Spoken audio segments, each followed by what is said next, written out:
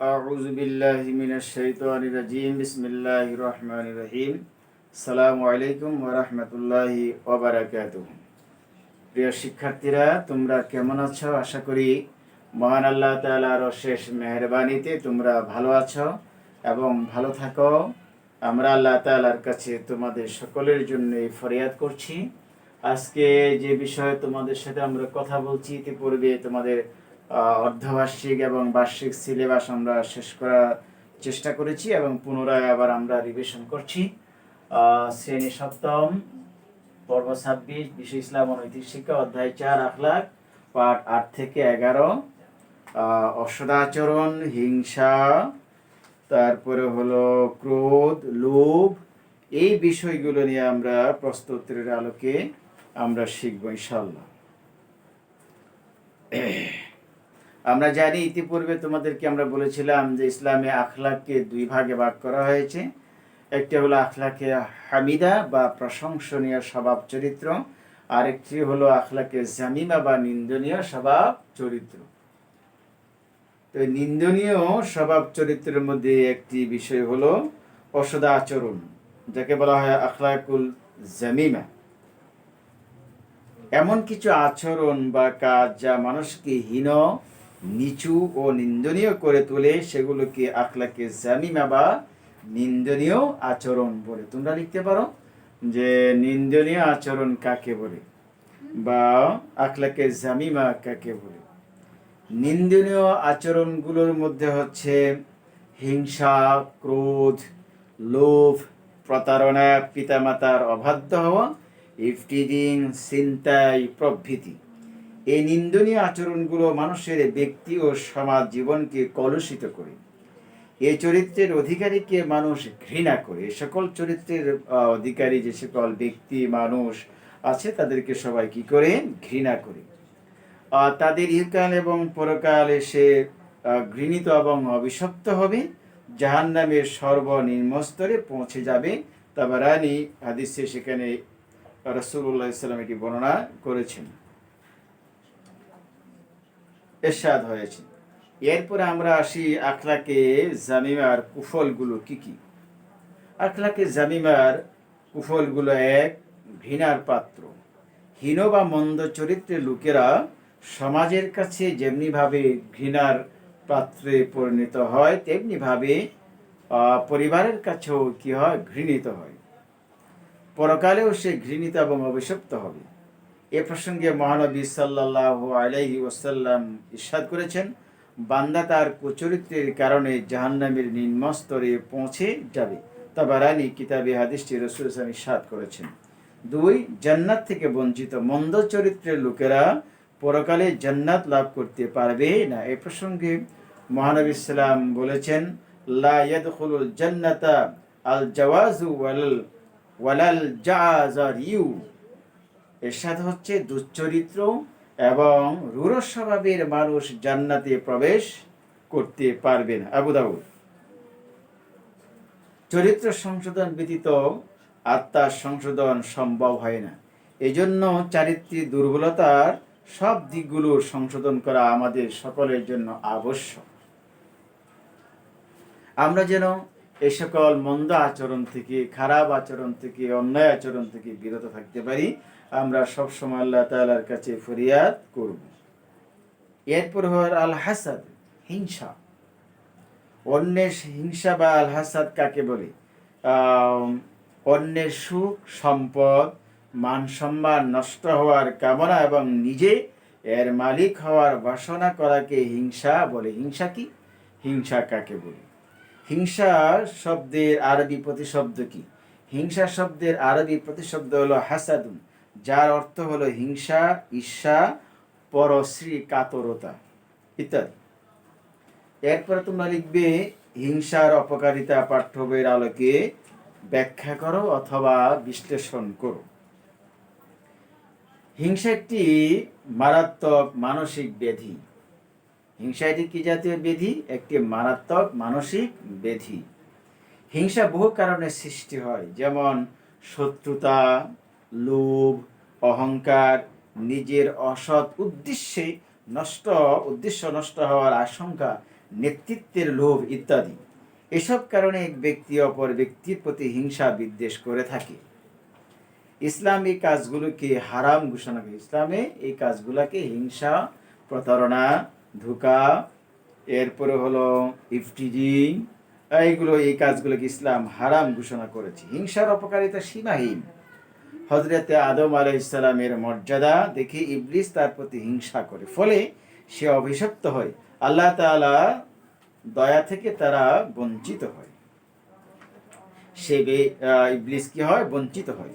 মানব সৃষ্টির পর হিংসার কারণেই সর্বপ্রথম পাপ সংঘটিত হয়। এই লাইনটি তোমরা দেখাবে। হযরতে আদম আলাইহিস সালামের পুত্র ছিল কাবিল। কি নাম? কাবিল। হিংসার বশবর্তী হয়ে তারই আপন ভাই কাবিল হাবিলকে কি করে হত্যা করেছিল। হিংসা মানুষের ভালো কাজগুলোকে ধ্বংস করে দেয়। এ সম্পর্কে নবী করিম সাল্লাল্লাহু আলাইহি ওয়াসাল্লাম ইরশাদ করেছেন, ইন্নাল হাসাদা ইয়াকুলুল হাসানাতি কামা তাকুলুন নারুল হাতাব। ইরশাদ হচ্ছে, আগুন যেমন শুকনো কাঠকে জ্বালিয়ে ছাই করে দেয়, হিংসা তেমনি পুণ্যকে ধ্বংস করে দেয়। ইবনে মাজাহ। হিংসা মানুষের শান্তি বিনষ্ট করে দেয়, মনে অশান্তির আগুন জ্বালিয়ে রাখে। হিংসুক ব্যক্তি আল্লাহ এবং মানুষের কাছে ঘৃণিত। কেউ তাকে ভালোবাসে না, কেউ তাকে বন্ধু হিসাবে গ্রহণ করে না। সমাজের লোকেরা তাকে এড়িয়ে চলে। হিংসা সমাজে ঝগড়া, ফাসাদ, মারামারি এবং অশান্তি সৃষ্টি করে। মানুষের মনে অহংকার সৃষ্টি হয়। অহংকার মানুষের পতন ঘটায়। আল্লাহ সুবহানাহু ওয়া তাআলা কুরআনুল কারীমে, কুরআন মাজিদে হিংসা থেকে বেঁচে থাকার শিক্ষা দিয়ে আল্লাহ তাআলা ইরশাদ করেছেন সূরা আল ফালাক আয়াত নাম্বার 5। সেখানে আল্লাহ তাআলা বলছেন, বিসমিল্লাহির রহমানির রহিম, ওয়া মিন শাররি হাসিদিন ইযা হাসাদ, ওয়া মিন শাররি হাসিদিন ইযা হাসাদ। ইরশাদ হচ্ছে, আর হিংসুকের অনিষ্ট থেকে আশ্রয় চায় যখন সে কি করে? হিংসা করে। আল্লাহ তাআলা হিংসা বর্জনকারীকে ভালোবাসেন। আল্লাহ তাআলা কাকে ভালোবাসেন? হিংসা বর্জনকারীকে আল্লাহ সুবহানাহু ওয়া তাআলা ভালোবাসেন।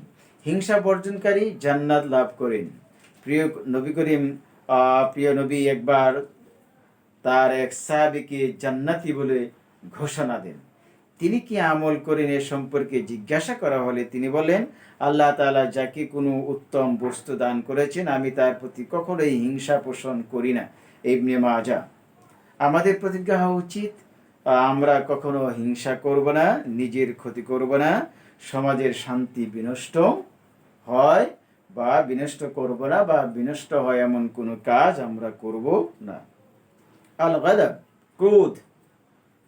ক্রোধ এর আরবি প্রতিশব্দ হলো আল গাদাব বা গাদাবুন, যার অর্থ হলো রাগ। এরপরে আমরা আসি ক্রোধ কাকে বলে। সেও স্বার্থক্ষুণ্ণ হওয়া বা কারো দ্বারা তিরস্কৃত হওয়ার কারণে প্রতিশোধ গ্রহণের ইচ্ছায় মানুষের মধ্যে যে ক্ষোভের সৃষ্টি হয় তাকে কি বলা হয়? ক্রোধ বলা হয়। অহংকার, তিরস্কার, ঝগড়া প্রভৃতি কারণে ক্রোধের সৃষ্টি হতে পারে বা সৃষ্টি হয়। ক্রোধ ও রাগের ফলে মানুষ অনেক নির্দয় ও অত্যাচারমূলক কর্মকাণ্ড অনেক সময় করে ফেলে। পরবর্তীতে এর কারণে লজ্জিত এবং অবজ্ঞার পাত্রে পরিণত হতে হয়। তাই মুসলমানদের উচিত, আমাদের সকলের উচিত ক্রোধের সময় নিজেকে সংবরণ করা। এ বিষয়ে নবী করিম সাল্লাল্লাহু আলাইহি ওয়াসাল্লাম ইরশাদ করেছেন, লাইতা শাদীদু বিসসুরআতি ইন্নামা শাদীদুল্লাযী ইয়ামলিকু নাফসাহু ইনদাল গাদাব। ইরশাদ হচ্ছে, শক্তিশালী সেই ব্যক্তি নয় যে খুব কুস্তি লড়তে পারে, বরং প্রকৃত শক্তিশালী হচ্ছে সেই ব্যক্তি যে ক্রোধের সময় নিজেকে সংযত রাখতে পারে। বুখারী এবং মুসলিম শরীফের হাদিসের আমি হাদিসটি ইরশাদ করেছেন। এরপরে তোমরা একটি প্রশ্ন লিখবে, ক্রোধের অপকারিতা পাঠ্যবের আলোকে ব্যাখ্যা করো। ক্রোধ একটি নিন্দনীয় বিষয় বা নিন্দনীয় কাজ। এটি মানুষের মধ্যে ঝগড়া, বিবাদ ও হিংসার বিদ্বেষ সৃষ্টি করে, আর হিংসা মানুষের সৎকর্মসমূহ শেষ করে দেয়। ক্রোধের সময় মানুষের হিতাহিত জ্ঞান থাকে না। ক্রোধের সময় মানুষের কি থাকে না, হিতাহিত জ্ঞান থাকে না, সে নিজেকে সংযত করতে পারে না। ক্রোধ মানুষের ইমানকে ধ্বংস করে দেয়। ক্রোধ মানুষকে, রাগ মানুষকে কি করে দেয়, ইমানকে ধ্বংস করে দেয়।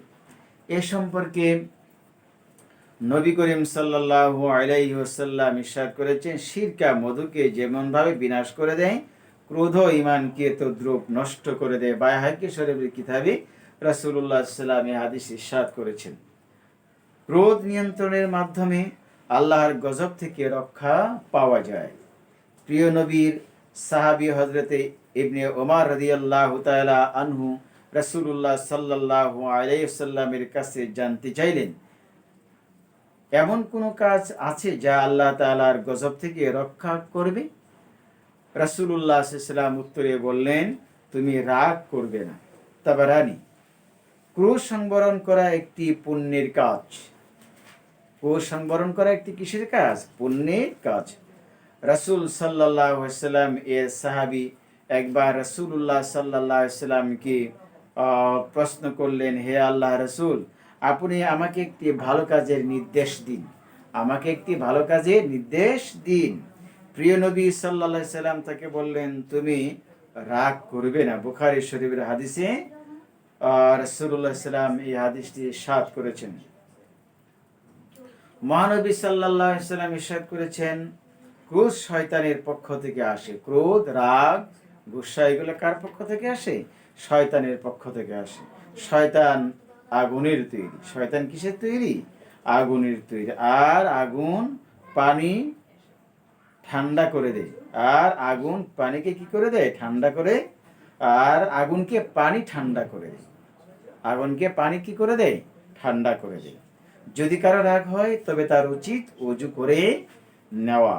বুখারী এবং মুসলিম শরীফের হাদিসে রাসূলুল্লাহ সাল্লাল্লাহু আলাইহি ওয়াসাল্লাম হাদিসে ইরশাদ করেছেন। এরপরে আমরা আসি আল হিরস, লোভ, লালসা।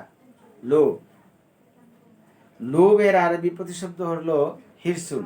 এর অর্থ হলো লালসা, লিপ্সা, মোহ, আকাঙ্ক্ষা ইত্যাদি। অধিক পাওয়ার লোভ কাকে বলে বা লোভ কি তোমরা লিখবে। অধিক পাওয়ার ইচ্ছা বা আকাঙ্ক্ষাকে কি বলে? লোভ বলে। যেমন অর্থ সম্পদের লোভ, পদমর্যাদার লোভ, খাদ্য দ্রব্যের লোভ, পোশাক পরিচ্ছদের লোভ। এরপর আমরা আসি, লোভ মানুষের নানা প্রকার অপরাধমূলক কাজের দিকে ধাবিত করে। এই লোভের ফলে মানুষ অনেক সময় অন্যায় কাজের দিকে কি হয়? ধাবিত হয়। যেমন চুরি, ডাকাতি, রাহাজানি, কালোবাজারি, মজুদদারি, দ্রব্যে ভেজাল দেওয়া, সুদ ঘুষ খাওয়া ইত্যাদি অপরাধমূলক কাজ লোভের কারণেই সংগঠিত হয়ে যায়। লোভী ব্যক্তি অন্যের ধন সম্পদের প্রতি লোলুপ দৃষ্টি নিক্ষেপ করে এবং অবৈধ উপায়ে তা হস্তগত করার চেষ্টা করে। ইসলাম এরূপ লোভকে নিষিদ্ধ করেছে বা হারাম ঘোষণা করা হয়েছে। প্রিয় নবী হযরতে মুহাম্মদ রাসূলুল্লাহ সাল্লাল্লাহু আলাইহি ওয়াসাল্লাম বলেছেন, তোমরা লোভ থেকে, লোভ লালসা থেকে বেঁচে থাকো, কেননা এই জিনিসই তোমাদের পূর্ববর্তীদেরকে ধ্বংস করেছে এবং পরস্পরকে রক্তপাত ঘটানোর ব্যাপারে উস্কে দিয়েছে। আর এই লোভ লালসার কারণেই তারা হারামকে হালাল সাব্যস্ত করেছে। সহিহ মুসলিম শরীফের কিতাবে এই হাদিসটি রাসূল ইরশাদ করেছেন। খাদ্যের প্রতি লোভে অনেকে মাত্রা অতিরিক্ত খায়, এতে সে নানা রোগে আক্রান্ত হয়ে পড়ে, আবার কখনো তার জীবন নাশেরও কারণ হয়ে যায়। আর তাই কথায় বলে, লোভে পাপ, পাপে মৃত্যু। এরপরে আমরা আসি, লোভ থেকে বাঁচার উপায়গুলো কি কি তা পাঠ্যবইয়ের আলোকে ব্যাখ্যা করো বা বিশ্লেষণ করো। ধৈর্য এবং অল্পে তুষ্টি গুণ থাকলে লোভ লালসা থেকে কি পাওয়া যায়? মুক্ত থাকা যায়। রাসূল সাল্লাল্লাহু আলাইহি ওয়াসাল্লাম বলেছেন, ঈমান এবং লোভ এক অন্তরে একত্রিত হতে পারে না, কেননা ঈমানের পরিণাম হচ্ছে ধৈর্য, তাওয়াক্কুল, আল্লাহ তাআলার উপরে নির্ভরশীলতা এবং অল্পে তুষ্ট থাকা। নাসাই এবং তিরমিজি। এরপরে হলো তাকদীরের উপরে বিশ্বাস রাখা। তাকদীর মানে ভাগ্য, বিশ্বাস রাখা লোভ দমনের প্রধান উপায়।